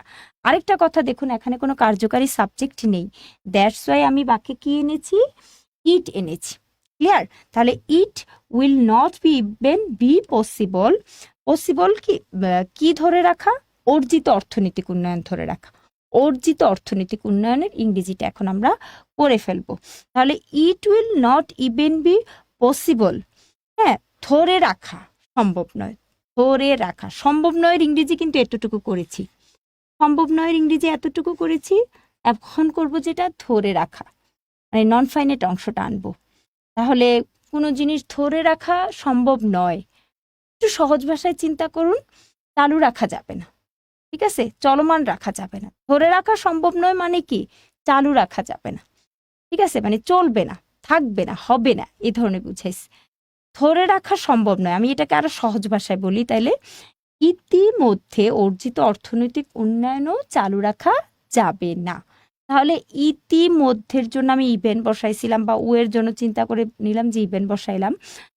অর্জিত অর্থনৈতিক উন্নয়নও চালু রাখা যাবে না, একই তো হচ্ছে সে নিজে কাজ করতে পারে না, পুরো বাক্যটাই পেসিভ মোডে হবে। দ্বিতীয়ত হচ্ছে যাবে না, যখনই কোনো হবে দ্যাট মিনস এটা ভবিষ্যৎ টেন্সে হবে, ঠিক আছে। এবং চালু রাখা একটা জিনিস, যাবে না আরেকটা জিনিস। তাহলে যাবে নার জন্য আমি কি লিখেছি, উইল নট বি পসিবল। এখন চালু রাখাটার জন্য একটা নন ফাইনাইট ব্যবহার করে ফেলি, কি লিখি দেখুন, it will not even be possible to continue. ঠিক আছে, কন্টিনিউ কি, অর্জিত অর্থনৈতিক উন্নয়ন, তাহলে অ্যাচিভড ইকোনমিক ডেভেলপমেন্ট। আপনি চাইলে এটাকে এভাবেও লিখতে পারেন, এক্সিস্টিং ইকোনমিক ডেভেলপমেন্ট, মানে অর্জিত না বলে যদি আপনি বিদ্যমানও বলেন তাহলেও আপনার বাক্য হবে। বারবার বলছি, হুবহু লিখতে হবে না, হুবহু লিখলে বরং আপনার লেখার প্রাঞ্জলতা নষ্ট হবে। তাহলে কি হচ্ছে দেখুন, অর্জিত মানে হচ্ছে এক্সিস্টিং, যদি লিখেন তাও হবে এক্সিস্টিং ইকোনমিক ডেভেলপমেন্ট। আশা করি ধরতে পারছেন। আচ্ছা, unless proper steps are taken to tackle the challenges, the achieved economic development are impossible to hold on. এইটা সুন্দর লিখেছেন। আচ্ছা, আর ইম্পসিবল টু হোল্ড অন, আপনার ভাষাটাও কিন্তু সুন্দর হয়েছে, কিন্তু হোল্ড অনের পরে একটা মনে হয় যে একটা এক্সটেনশন উজ্জ্বল আছে। Unless necessary steps are taken to face those challenges, then it will not be possible to continue economic development already achieved. Rishad Chowdhury, already achieved বাক্যটা কিন্তু আপনি পার্টিসিপলও করতে পারেন, ঠিক আছে? আমরা জানি পার্টিসিপল ৩ প্রকার। আপনি অলরেডি অ্যাচিভড না লিখে আপনি এটা লিখতে পারেন যে অ্যাচিভড ইকোনমিক ডেভেলপমেন্ট। ঠিক আছে?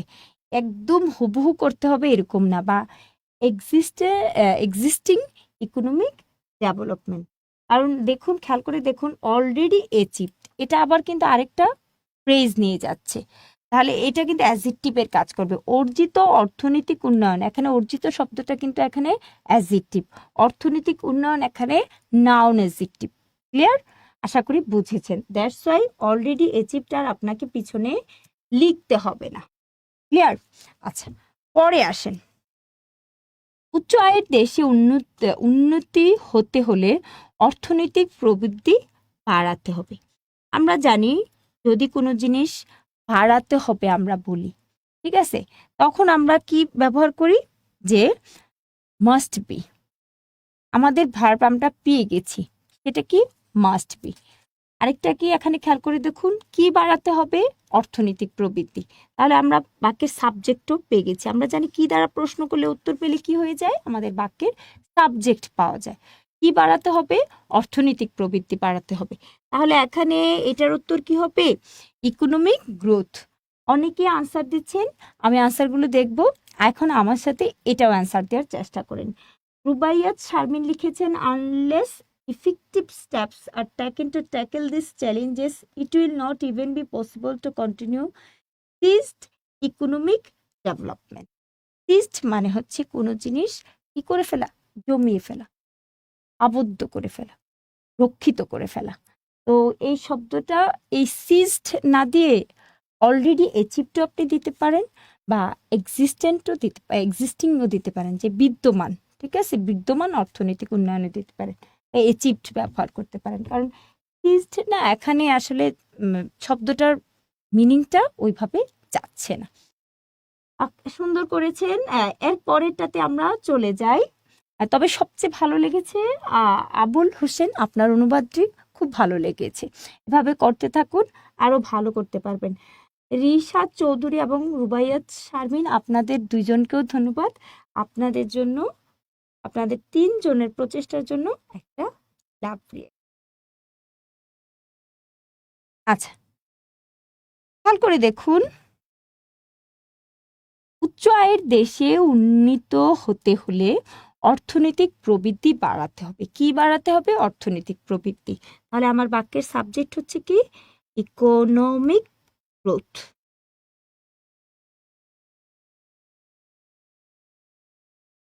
আমরা জানি কোনো জিনিস ভালো নাম্বার পেতে হলে পড়তে হবে। এই যে পেতে হলে করতে হবে, এই ধরনের জিনিস বললেই নন ফাইনাইট চলে আসে। তাহলে আমরা বুঝে গিয়েছি যে এই অংশটা আমাদের বাক্যের নন ফাইনাইট ফ্রেজ। ঠিক আছে, তাহলে আমরা এটা দুইভাবে করতে পারি। আবার দেখুন, উচ্চ আয়ের দেশে উন্নতি হতে হলে অর্থনৈতিক প্রবৃদ্ধি বাড়াতে হবে, এটা কিন্তু আপনি কন্ডিশনাল দিয়েও করতে পারেন। কিভাবে, হতে হলে, এখানেও কিন্তু একটা শর্ত দিয়েছি। তাহলে আপনি চাইলে এটা নন ফাইনাইটেও করতে পারবেন, আপনি চাইলে এটাকে কন্ডিশনালেও করতে পারবেন। নন ফাইনাইটে যেহেতু সহজ, আমি এটাকে কন্ডিশনালে করছি। ইকোনমিক গ্রোথ মাস্ট বি, বাড়াতে হবে কি, ইনক্রিজড।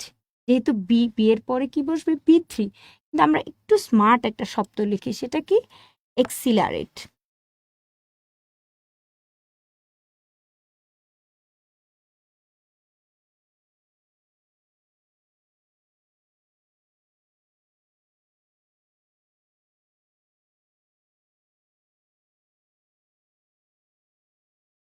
এক্সিলারেটেড, ঠিক আছে, এক্সিলারেটেড, ডাবল সি, এক্সিলারেটেড। তাহলে economic growth must be accelerated if, তা অবশ্যই দিবেন, ডিটারমাইনার হবে হাই ইনকাম কান্ট্রি স্ট্যাটাস।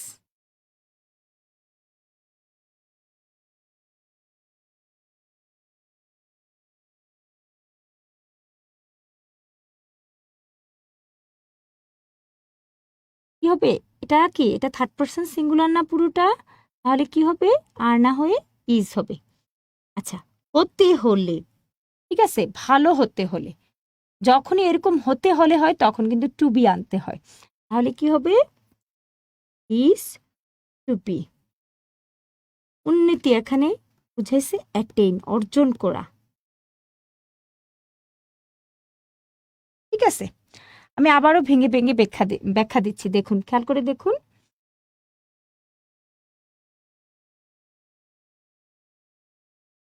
7:31 বাজে, আমাদের ক্লাস 7:50 ভিতর আমরা শেষ করে দেব। এর ভিতরে আমরা শেষ করে দিচ্ছি। To be high income country, economic growth must be accelerated. Abul Hossain খুব সুন্দরভাবে সহজ ভাষায় লিখেছেন। আর্নট হবে কি ম্যাম? কোনটাতে আর্নট হবে একটু জিজ্ঞেস করুন, যে কোনটাতে আর্নটের কথাটা আপনি বলছেন, মানে কোনটার আগে আর্নট হবে কিনা। আচ্ছা, ও খুব সহজে লিখেছেন উনি, মানে নন ফাইনাইট ইউজ করে, আর আমরা একটু কন্ডিশনাল ইউজ করে করেছি। সেটা কি, economic growth must be accelerated if the high income country status is to be attain. বিনিয়োগ স্থবিরতা এখন আমাদের প্রধান সমস্যা। এটা একদমই সহজ, এটা সবাই পারবেন। এখন অ্যাডভার্বটা আমি আগে নিয়ে আসলাম, নাও। ঠিক আছে, বিনিয়োগ স্থবিরতা, এটা দুইভাবে লেখা যায়। একটা হচ্ছে ইনভেস্টমেন্ট ইনার্শিয়া, ইনার্শিয়া মানে জড়তা, এখানে এটা স্থবিরতা অর্থে ব্যবহার করতে পারেন। আপনি এটাও লিখতে পারেন স্ট্যাগনেশন। স্ট্যাগনেশন মানে হচ্ছে এক জায়গায় অচল হয়ে থাকা। ঠিক আছে, নাউন অর্থে যখন হবে, তাহলে stagnation in investment, noun phrase দিয়ে করেছি, এই পুরোটা কিন্তু noun phrase. Clear? Now stagnation in investment is the main problem of our country. আমরা যতগুলোই অনুবাদ করব সবগুলো সমসাময়িক ইস্যু নিয়ে করব, তাহলে কি হবে, আপনার সমসাময়িক বিষয়গুলো জানা হয়ে গেল। ঠিক আছে, মানে অবসোলেট যে আগের যে পুরাতন যেই অনুবাদগুলো রয়েছে সেগুলো, যেমন এটা কিন্তু আপনার রিটেনের সাথে সম্পর্কিত বিষয়। এটা খুবই সহজ, তাই এটা ব্যাখ্যা দিচ্ছি না, পরেরটাতে আমরা চলে যাচ্ছি।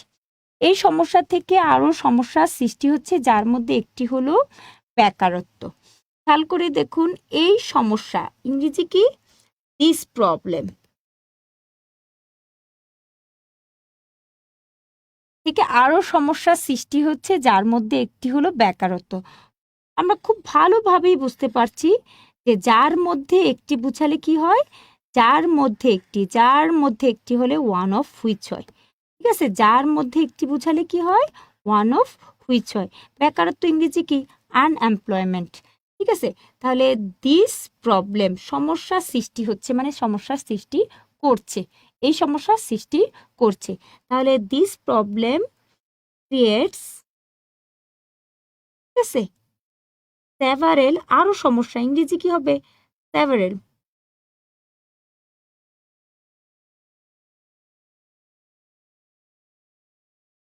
other problem, one of which is unemployment. তাহলে দেখুন, এখানে আমরা কি করেছি, রিলেটিভ প্রনাউনের ব্যবহার করেছি। ঠিক আছে, this problem creates several other problem, one of which is unemployment. One of which is unemployment. Ma'am আপনি পরের লাইভ কয়টা? Now investment stagnation is the main problem for us. For us হবে না রিশাদ চৌধুরী, আমাদের দেশ বলছে, তাহলে ফর আওয়ার কান্ট্রি দিয়ে দিবেন। ঠিক আছে, আচ্ছা, developing high income country to be amplified economic growth. আচ্ছা, টু বি এমপ্লিফাইড ইকোনমিক গ্রোথটা আগে লিখবেন। ঠিক আছে, আর আপনার কিন্তু বাকি এখানে সাবজেক্ট নেই, রুবাইয়াত শারমিন, আপনার বাকি এখানে কিন্তু সাবজেক্ট খুঁজে পাইনি আমি। আবুল হোসেনের এটা সুন্দর হয়েছে, investment stagnation is a big issue. Issue মানে কিন্তু বিষয়, এখানে কিন্তু আমরা প্রবলেম বলেছি, তাই ইস্যু না লিখে প্রবলেম লেখার চেষ্টা করবেন। দারিদ্র ও আয়ের অসমতা কমিয়ে আনার জন্য আরো বেশি বিনিয়োগ প্রয়োজন। কোনো জিনিস বেশি প্রয়োজন, যদি আমরা বলি কোনো জিনিস বেশি প্রয়োজন, তাহলে আমরা কি বলি? Is needed. কোনো জিনিস যেহেতু সে নিজে কাজ করতে পারে না, তাহলে এটা বাক্যটা অবশ্যই পেসিভ ভয়েসে। ইজ নিডেড পেসিভ ভয়েসের অংশ। তাহলে আরো বেশি বিনিয়োগ প্রয়োজন, ইংরেজি করলে কি হচ্ছে? মোর ইনভেস্টমেন্ট। আরো বেশি বিনিয়োগের ইংরেজি করছি মোর ইনভেস্টমেন্ট। ঠিক আছে, মোর ইনভেস্টমেন্ট, সুন্দর করে লিখছি, মোর ইনভেস্টমেন্ট ইজ নিডেড। এখন দেখুন আমরা নন ফাইনাইট অংশ করব। ঠিক আছে, এই যে এটা হচ্ছে আমাদের ফাইনাইট ভার্বের অংশ। তাহলে আরো বিনিয়োগ প্রয়োজন, কি জন্য প্রয়োজন বলুন তো? কমিয়ে আনার জন্য। কি জন্য প্রয়োজন? কমিয়ে আনার জন্য।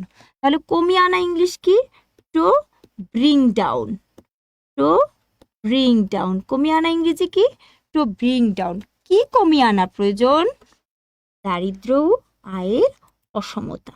তাহলে to bring down poverty and inequality, equality in income বা ইনকাম ইনইকুয়ালিটি, এইভাবেও আপনি কিন্তু লিখতে পারেন। অ্যান্ড ইনকাম ইনইকুয়ালিটি লিখতে পারেন। আমি আবারও বলছি, কোনো জিনিস প্রয়োজন, বাক্যটা পেসিভ মোডে হবে, তাহলে ইজ নিডেড। আরও বেশি বিনিয়োগ প্রয়োজন, মোর ইনভেস্টমেন্ট ইজ নিডেড। কি জন্য কমানোর, কি কমানোর জন্য? তাহলে টু ব্রিং ডাউন। কোন ক্ষেত্রে? দারিদ্র ও আয়ের অসমতার ক্ষেত্রে। আশা করি বুঝেছেন। রিশাদ চৌধুরী যেটা লিখেছেন হবে unless proper step are not taken. আর প্রপার স্টেপস, দেখুন প্রপার স্টেপস হচ্ছে অনেকগুলা স্টেপস বলছে, তো তাই ইজ না হয়ে আর হয়েছে। ঠিক আছে, এস যোগ করাতে আমরা আর ব্যবহার করেছি। গ্যাসের সংকট দূর ও বিদ্যুৎ উৎপাদন ব্যাপকভাবে বাড়ানো প্রয়োজন। খেয়াল করে দেখুন, গ্যাসের সংকট দূর করা প্রয়োজন ও বিদ্যুৎ উৎপাদন ব্যাপকভাবে বাড়ানো প্রয়োজন। তাহলে এটাকে আমরা কি লিখতে পারি? খেয়াল করে দেখুন, গ্যাসের সংকট হচ্ছে দ্য গ্যাস ক্রাইসিস। দূর করা প্রয়োজন, তাহলে দূর করা প্রয়োজন ইংরেজি হচ্ছে must be resolved. Must be resolved. এবং বিদ্যুৎ উৎপাদন ব্যাপকভাবে বাড়ানো প্রয়োজন। তাহলে বিদ্যুৎ উৎপাদন কি? The production of electricity.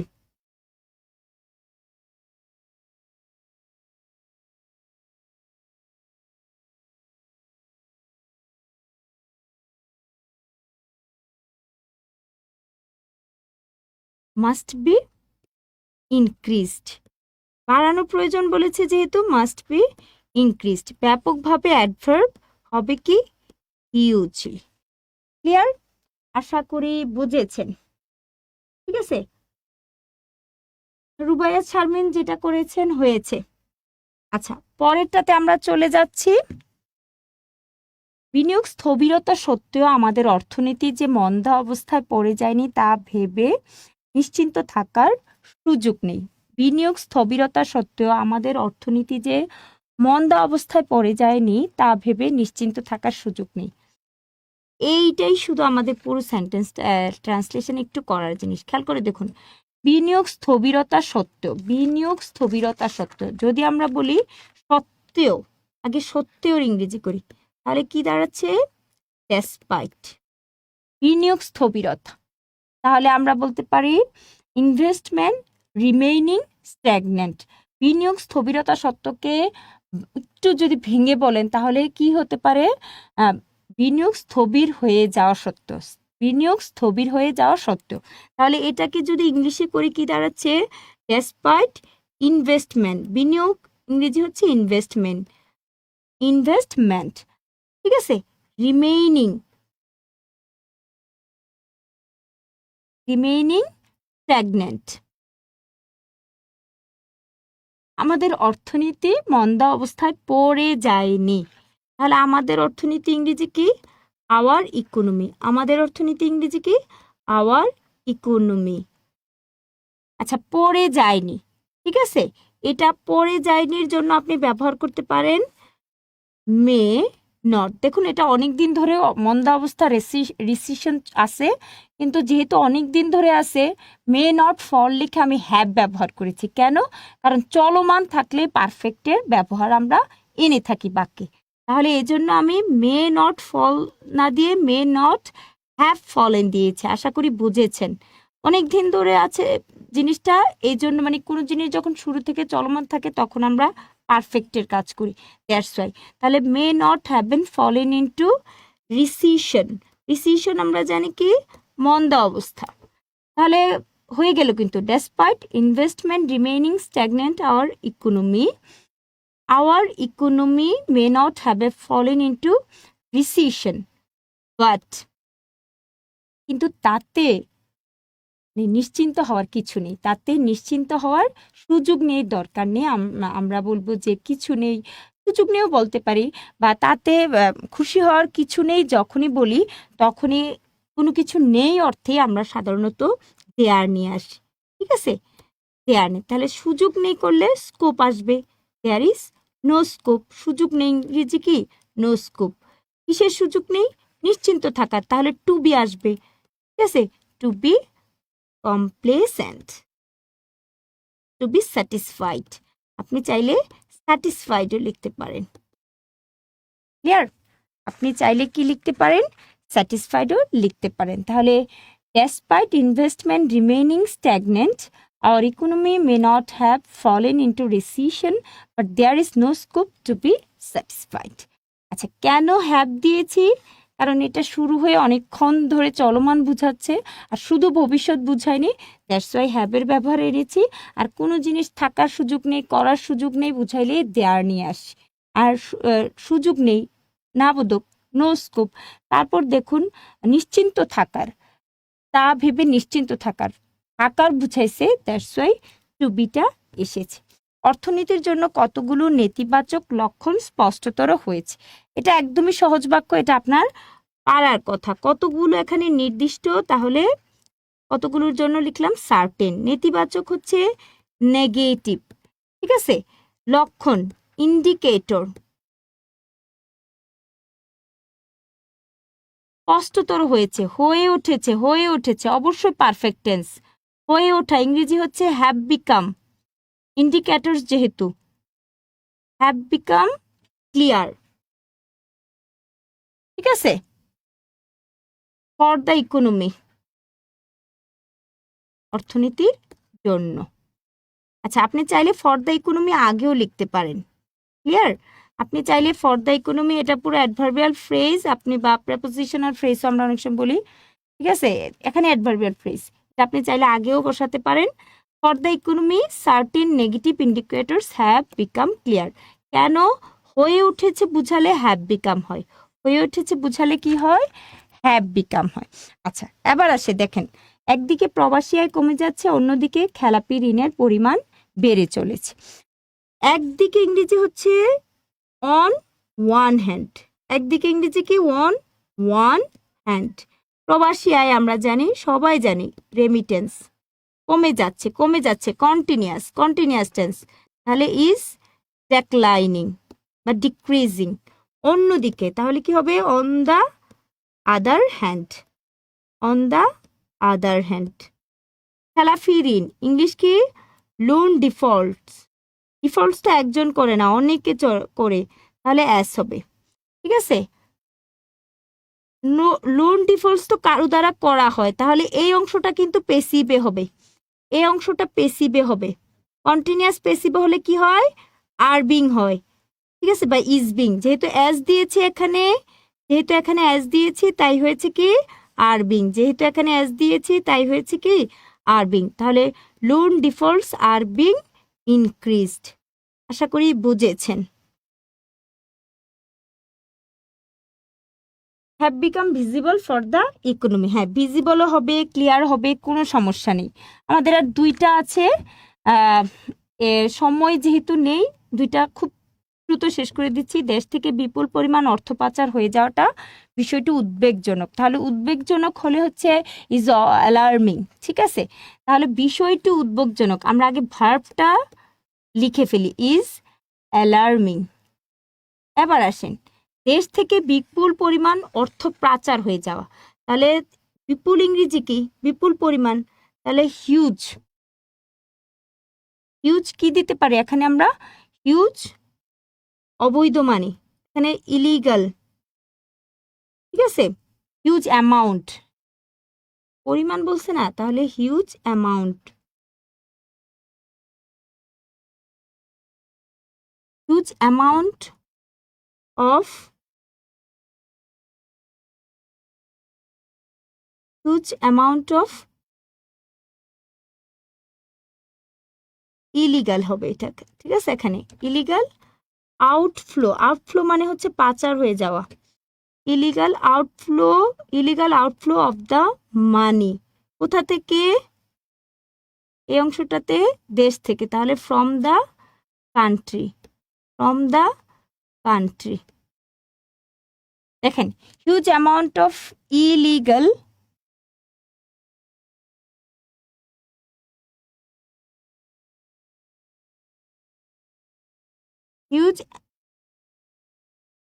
huge amount of illegal outflow of money from the country is alarming। তাহলে আউটফ্লো মানে হচ্ছে পাচার হয়ে যাওয়া, ক্লিয়ার?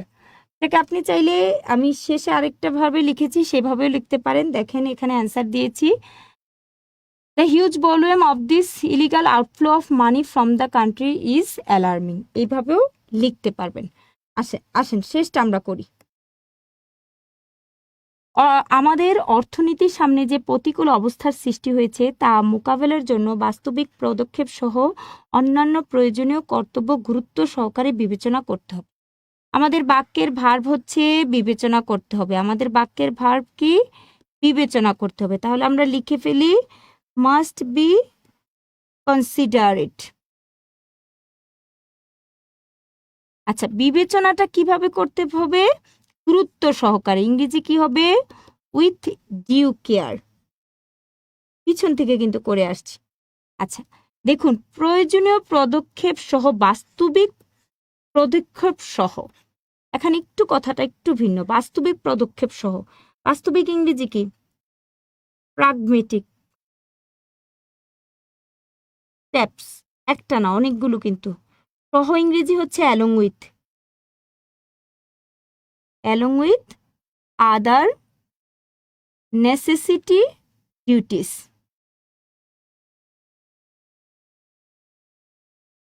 বাক্যের এত বড় সাবজেক্ট, খেয়াল করে দেখুন পুরোটাই বাক্যের সাবজেক্ট। কি হচ্ছে? এই পুরোটা আমার বাক্যের সাবজেক্ট, বাক্যের সাবজেক্ট এটা, এটা অ্যাডভার্ব। আবার করছি, বাক্যের সাবজেক্ট কোনটা? বিবেচনা করতে হবে, মাস্ট বি কনসিডারেটেড, ঠিক আছে? Must be considerate. তারপর দেখুন বাক্যের সাবজেক্ট কোনটা? বাস্তবিক পদক্ষেপ সহ। বাস্তবিক পদক্ষেপ ইংরেজি হচ্ছে প্রাগমেটিক স্টেপস, সহ ইংরেজি হচ্ছে along with other necessities duties, must be considered with due care, মানে হচ্ছে গুরুত্ব সহকারে। কেন করতে হবে?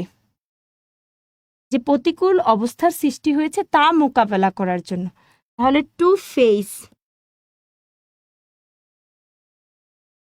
দ্য লুমিং ইকোনমিক, লুমিং চ্যালেঞ্জেস দিলে হবে। লুমিং এখানে প্রতিকূল বুঝাইছে, ঠিক আছে? লুমিং চ্যালেঞ্জেস আমাদের অর্থনীতির সামনে, ইংরেজি কি?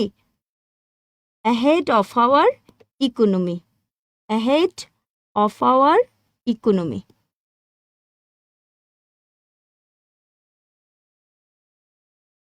খেয়াল করে দেখুন, প্রথম হচ্ছে আমরা বাক্যের সাবজেক্ট খুঁজি, বাস্তবিক পদক্ষেপ সহ অন্যান্য প্রয়োজনীয় কর্তব্য বিবেচনা করতে হবে। বিবেচনা করতে হবে ভার্ব, সেটার ইংরেজি আমরা জানি মাস্ট বি কনসিডারেট, ক্লিয়ার? বাস্তবিক পদক্ষেপ ইংরেজি হচ্ছে প্রাগমেটিক স্টেপস, সহ অ্যালং উইথ অন্যান্য প্রয়োজনীয় কর্তব্য আদার নেসেসারিস ডিউটিস। কি জন্য করতে হবে? প্রতিকূল যে পরিস্থিতি সেটা মোকাবেলা করার জন্য। তাহলে to face the লুমিং challenges, লুমিং challenges বলতে এখানে বুঝাইছে প্রতিকূল পরিস্থিতি, যেটা আমাদের কিসের সামনে আছে? অর্থনীতির সামনে আছে। তাহলে অ্যাহেড অফ আওয়ার ইকোনমি হচ্ছে আমাদের অর্থনীতির সামনে। সবাই একটু শেষবারের মতো দেখে নেন, ঠিক আছে? শেষবারের মতো দেখে নেন। Pragmatic steps along with other necessary duties must be considered with due care in order to address. আচ্ছা, আমি এখানে অ্যাড্রেস লিখেছি, ওখানে লিখেছি টু ফেস, একই কথা। চিহ্নিত করা বা মোকাবেলা করা একই কথা। In order to address the লুমিং challenges ahead of our economy. সময় শেষ যেহেতু আর ব্যাখ্যা যেতে পারছি না। একটু আপনাদেরটা দেখি। Some negative indicators have become visible for the economy. Some নাম কিছু কতগুলো বলছে, তো তাই সার্টেন আপনি দিতে পারেন। সাম দিলেও হবে, কিন্তু সার্টেন কথাটা বেশি সুন্দর আর কি।